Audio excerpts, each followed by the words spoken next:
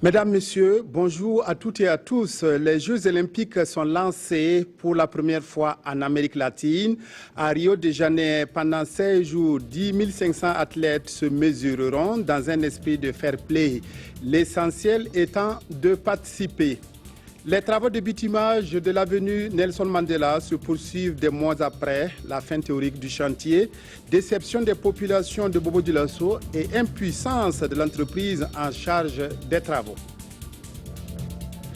Vous le savez déjà, avec le lancement hier de la nouvelle grille de la RTB, le journal de la mi-journée est présenté dorénavant à 13h pétante. Cela dit, une fête colorée, fête de danse, chants et feux d'artifice spectaculaires a donné le coup d'envoi des Jeux olympiques de Rio. L'entrée de la flamme olympique au stade Maracana, le défilé des 10 500 athlètes et le mot de lancement du président par intérim Michel Temer ont été les temps forts de la cérémonie d'ouverture des Olympiades 2016. De spectaculaires feux d'artifice, une grande fête colorée de près de 4 heures et des chants et des danses plutôt que du high-tech. La cérémonie d'ouverture des Jeux Olympiques de Rio la nuit dernière a donné le coup d'envoi officiel de ces 16 jours de compétition auxquels participeront 10 500 athlètes. Pelé ayant fait défection à cause de ses problèmes de santé, c'est l'ancien marathonien Vanderlei Cordeiro qui a été l'ultime relayeur de la flamme olympique, la portant jusqu'à la vasque du Maracana. Dans les rues de Rio, beaucoup ont voulu oublier la crise politique et économique profonde que traverse le Brésil le temps de cette grande fête au rythme de la samba. C'est étonnant, vraiment j'adore être à Rio, j'aime le Brésil, s'extasie ce touriste américain. Il dégage une énergie incroyable. 500 000 visiteurs étrangers sont attendus et pour donner une dimension populaire à la sacro-sainte flamme, une seconde vasque olympique a été embrasée dans le quartier de la Candelaria à Rio.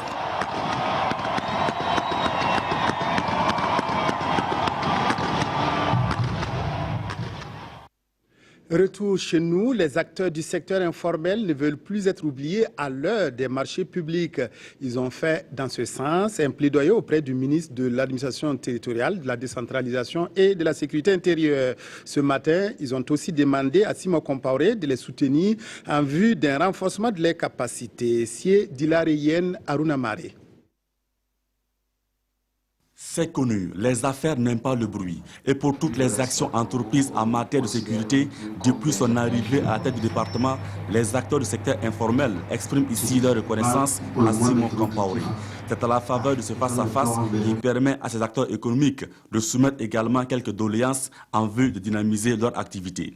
Nous sommes venus pour demander son accompagnement et d'être notre interlocuteur auprès de ses collègues ministres et faire du plaidoyer pour qu'on puisse essayer de voir comment on pourrait nous accompagner, notamment en termes de renforcement de nos capacités, en termes d'accompagnement financier pour nos activités. Pour Simon Compaoré, la contribution du secteur informel à l'économie nationale n'est plus à démontrer. Ces commerçants se disent également disposés à apporter leur concours pour la sécurité des personnes et des biens, mais veulent plus d'efforts de la part de l'État. Ils ont dit aussi un certain nombre de préoccupations par rapport aux taxes et impôts, le fait que des efforts doivent être faits pour expliquer chaque fois à ces acteurs-là la nécessité de l'impôt, des taxes, mais aussi faire en sorte que ces impôts, ces taxes correspondent à des niveaux qui permettent à ceux-là qui doivent s'acquitter de ces taxes et impôts de le faire. Les représentants du secteur informel ont souhaité que le forum du secteur informel soit pérennisé. Ce réseau compte également initier, à la faveur du 11 décembre, une campagne d'information et de sensibilisation sur la sécurité à l'égard de ses membres. Venons-en maintenant à la situation sur le mont Peko. Les autorités ivoiriennes avaient donné jusqu'au 31 juillet aux occupants du mont Peko pour évacuer cette zone. Quelques jours après la fin de l'ultimatum, l'opération qui a commencé est menée par l'Office ivoirien des parcs et réserves. Une évacuation qui est accueillie comme un drame par des milliers de déplacés sans domicile. Reportage Mokhtar Ouedraogo, Nyarkiteda. Le mont Peko, dans les environs de Diokoué, ici en image. Un parc occupé par des clandestins issus des différentes crises intervenues en Côte d'Ivoire.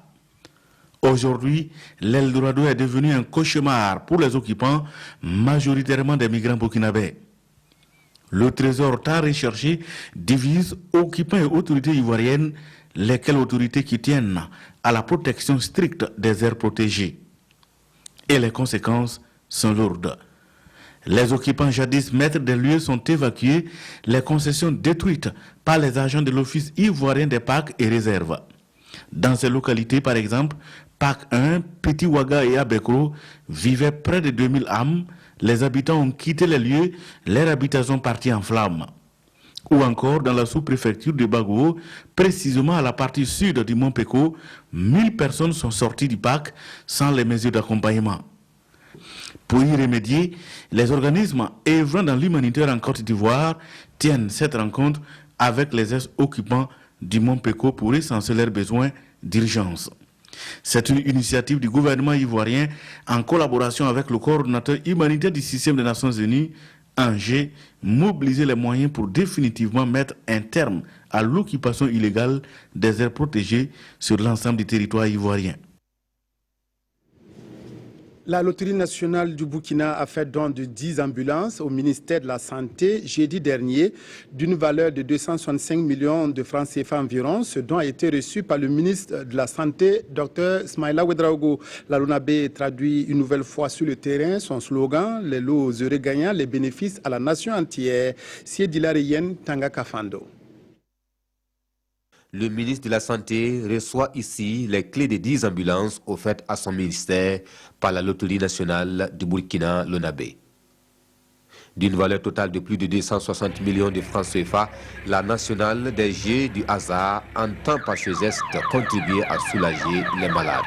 La cérémonie de ce jour, marquée par la remise des 10 ambulances, marque encore la volonté de notre société de distribuer les bénéfices de la croissance, de distribuer les fruits de la croissance à tous les Burkinabés. Pour le ministre de la Santé, ce don vient combler un grand besoin. Il a par ailleurs rassuré le donateur que les régions bénéficiaires de ces ambulances sont celles qui en avaient le plus besoin. Beaucoup de malades quittent ces zones pour y gagner Ouagadougou et à travers ce don-là, nous renforçons justement le système de référence dans notre pays, le système d'évacuation dans notre pays. 10 régions sanitaires ont bénéficié chacune d'une ambulance, dont le district sanitaire de Gaïeri. En tout cas, je peux vous rassurer que l'ambulance va être utilisée à bon escient et également que l'ambulance va profiter grandement aux malades du district sanitaire de Gaïeri, au grand plaisir, au grand bonheur de toute la population de la Koumandiari. Selon le directeur général de la LONASE, ce don entre dans le cadre du soutien de l'action gouvernementale par sa structure.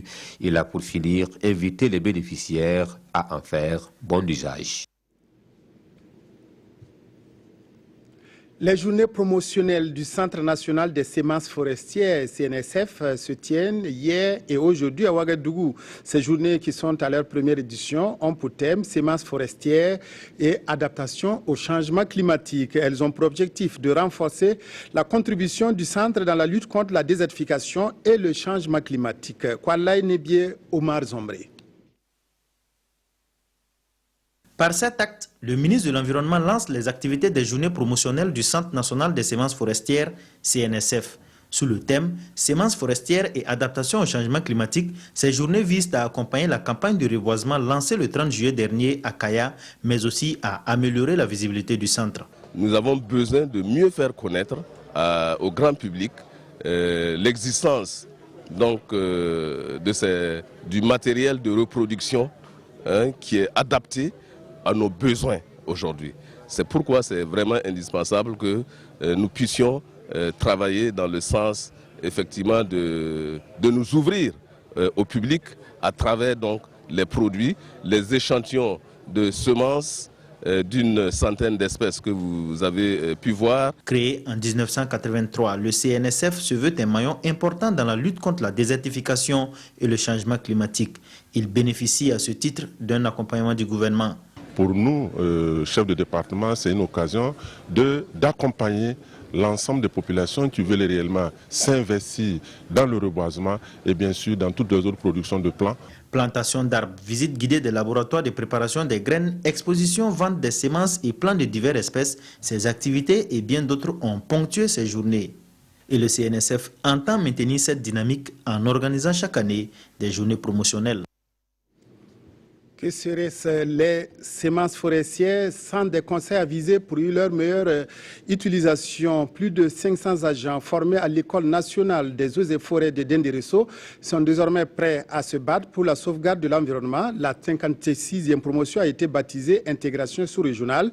Du reste, cette nationalité la compose. Sortie en Fafa le 2 août dernier. Reportage de Lamine Karantao, Ali Traoré. Défenseur de l'environnement. 5 mois, c'est le délai d'exécution des travaux de bitumage. Défenseurs de l'environnement, ils le sont tous désormais. Après 2 ans de formation pour certains et 3 ans pour d'autres, ces élèves de l'École nationale des eaux et forêts reçoivent ici leurs épaulettes. Un acte qui incite désormais ces 534 agents à se battre pour la sauvegarde du patrimoine environnemental. Présentement, nous sommes en phase avec le transfert de la gestion des ressources naturelles aux collectivités territoriales. Donc, nous sommes vraiment outillés pour accompagner les collectivités, les associations, les ONG, en tout cas à tout ce qui concerne la foresterie, l'environnement de façon générale. Promotion de l'économie verte dans un contexte de changement climatique, c'est le thème retenu pour la fin de formation de cette 56e promotion. Une promotion qui a été baptisée Intégration sous-régionale. Les questions environnementales n'ont pas de frontières. Si le Burkina Faso est balayé, les conséquences ne vont pas s'arrêter à la frontière. Ça veut dire que le pays qui suit est également emporté. Donc nous avons intérêt à mettre en commun l'ensemble de nos actions. C'est pourquoi l'école aujourd'hui, à l'image des autres écoles qui avaient également le même domaine, qui sont pratiquement fermés, le Burkina Faso devient l'école d'élite en termes de formation. Dans un contexte de changement climatique, on a besoin de gens bien formés comme eux et qui se soucient du travail et rien que le travail pour réussir leur mission que le peuple burkinabé attend si fort d'eux. Remise de cadeaux aux acteurs méritants dans le domaine de l'environnement, la parade militaire et une plantation d'arbres ont été les autres temps forts de cette cérémonie. Un bitumage problématique, celui de l'avenue Nelson Mandela à Bobo-Dioulasso. Les travaux lancés depuis longtemps ne sont toujours pas achevés. Prévu pour 5 mois, la réalisation du bitumage de cette voirie urbaine se poursuit plus d'une année après. Pour l'entreprise en charge du chantier, le retard est dû à des problèmes financiers. Actuellement, le taux d'exécution des travaux est estimé à 70%. Le dossier est signé Karim Ilboudo et Karim Sissé. 5 mois, c'est le délai d'exécution des travaux de bitumage de l'avenue Nelson Mandela de Bobo-Dioulasso, comme on peut le constater sur cette pancarte. Mais plus d'une année après le lancement des travaux, le chantier n'est toujours pas fini. On souhaitait beaucoup qu'on nous fasse un goudron ici, mais présentement on ne sait pas où on en est. Le travail est suffisamment lent. Suffisamment lent, pourquoi? Parce que pour un tronçon qui devait être, à mon avis, fait sur une année, rien. Là, il y a un tronçon même qui joint l'autre goudron, qui va jusqu'au Madrasa Salam, qui n'est même pas encore fait. Bon, finalement, on ne sait même pas quand est-ce qu'ils vont nous offrir cette voie-là. Ce retard d'exécution, selon le directeur des travaux de l'entreprise en charge des chantiers, est dû à une question financière. Sur 2,3 milliards de francs CFA, seulement 800 000 francs CFA ont été débloqués. Nous travaillons compte goutte par rapport à ce que nous arrivons à mobiliser comme ressources. Nos factures qui sont déjà déposées, s'ils pouvaient au moins nous satisfaire par rapport à cela, je pense qu'on pourra terminer rapidement les travaux. C'est comme je l'ai dit, c'est des problèmes d'ordre financier. L'entreprise a travaillé sur Nelson Mandela, elle a travaillé sur Weizin Koulibaly, qui n'était pas encore, où son avenant n'était pas approuvé. Donc c'était difficile de pouvoir payer l'entreprise avec les quantités exécutées sur Weizin Koulibaly. Et cet avenant, vous savez ce qui s'est passé avec toute cette instabilité au niveau du pays. il y a eu l'insurrection populaire, il y a eu le coup d'État. Actuellement, sur le terrain, des lampadaires ont été installés, des caniveaux aménagés et une partie de la chaussée bitumée. Qu'à cela ne tienne, les populations disent être déçues de la qualité du travail effectué. Ce que nous voyons aujourd'hui, c'est en deçà de nos attentes. Voilà, on pensait qu'avec des milliards injectés, quand même, bon, on allait nous offrir une belle infrastructure. Malheureusement, bon, on constate que ce qui est déjà visible là, il paraît que c'est déjà fini. On appelle ça, entre parenthèses, goudron vichère, on ne comprend pas. On n'a pas de dalles, et même si on gagne des dalles, comment on va placer devant nos portes ici? Moi, ça fait la deuxième fois que je change ces planches-là. 17 000 francs chaque planche.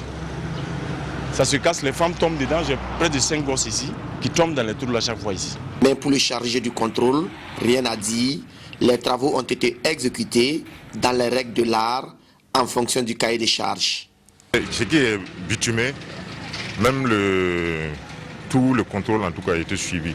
Et par tous les tronçons. Ça respecte les prescriptions des cahiers des charges. Si vous prenez du côté de Nelson Mandela, c'est dans l'enduit superficiel bicouche. Et bon, ce n'est pas dit que cet enduit n'est pas assez correct, mais pour ce qui se passe là-bas comme trafic, on trouve que cette structure permet vraiment de pouvoir gérer le trafic à ce niveau. Autre avenue de la ville de Bobo-Dioulasso, même constat. Ici, sur l'avenue Wenzen Coulibaly, il est prévu de faire de l'enrobé. Mais par faute de moyens financiers, le chantier accuse un retard. Gawa prend une longueur d'avance à plus d'un an de la tenue du 11 décembre dans le sud-ouest. Une rencontre des forces vives de la région s'est tenue jeudi pour jeter les bases d'une cohésion autour de la célébration. La rencontre a permis de mettre toutes les composantes de la région au même niveau d'information pour relever le défi de l'organisation de la fête nationale. Oumarou Sagnon, Isia Kanana. Gawa, chef-lieu de la région du Sud-Ouest, accueillera les festivités du 57e anniversaire de la fête de l'indépendance du Burkina Faso le 11 décembre 2017. C'est l'annonce officielle portée par le gouverneur à l'ensemble des forces vives de la région du Sud-Ouest à cette rencontre préparatoire. Cette rencontre avait pour but d'informer tout le monde, même si, il faut le reconnaître, c'est une information qui était déjà connue. Je préfère avant la fête qu'on parle de la mobilisation, les préparatifs, les différentes procédures, l'engagement de tout un chacun. La beauté de la fête va découler de tout cela. Et pour ce faire, les forces vives de la région devront donc s'atteler à la désignation des membres des 17 commissions mises en place à cet effet, mais aussi amender les propositions faites par les techniciens de l'urbanisme sur les sites d'aménagement des infrastructures prévues dans le cadre du 11 décembre. Les principales infrastructures qui ont été proposées concernent essentiellement les cités, les infrastructures routières et un certain nombre d'équipements structurants à installer à l'intérieur de la ville. Et nous attendons les amendements que le gouvernorat va nous porter pour qu'on se retrouve en cellule restreinte de techniciens pour voir comment intégrer. Cette rencontre se fixe donc pour objectif d'impliquer au mieux toutes les composantes de la région du Sud-Ouest à cet événement. C'est d'en appeler au sens de la responsabilité des fils et filles du Sud-Ouest surtout, du dialogue, de consensus pour permettre au travail de se faire parce que nous n'avons pas tout le temps, nous avons même beaucoup moins de temps qu'il nous en faudrait. Le compte à rebours est désormais lancé et il appartient à l'ensemble des fils et filles de la région du Sud-Ouest de se mettre à la tâche pour la réussite de cette fête nationale. Nous avons ouvert ce journal par l'actualité internationale. Nous le refermons par l'actualité internationale. Les résultats des élections municipales en Afrique du Sud continuent de tomber et constituent une petite déception pour l'ANC. Le Congrès national africain a perdu la ville de Port Elizabeth et est menacé dans les villes de Johannesburg et de Pretoria. Pour la première fois depuis la fin de l'apartheid, l'ANC n'a pas franchi la barre des 60% des voix. En Afrique du Sud, c'est un revers historique pour le parti de Nelson Mandela. L'ANC, le Congrès national africain, essuie un recul de 7 points lors des élections municipales, passant pour la première fois en dessous des 60%. De mauvais augure pour l'actuel président Jacob Zuma, déjà très contesté. Nous allons écouter notre peuple, à la fois ceux qui ont voté de manière écrasante pour l'ANC, mais aussi ceux qui n'ont pas voté pour nous, parce qu'ils nous ont envoyé un message important.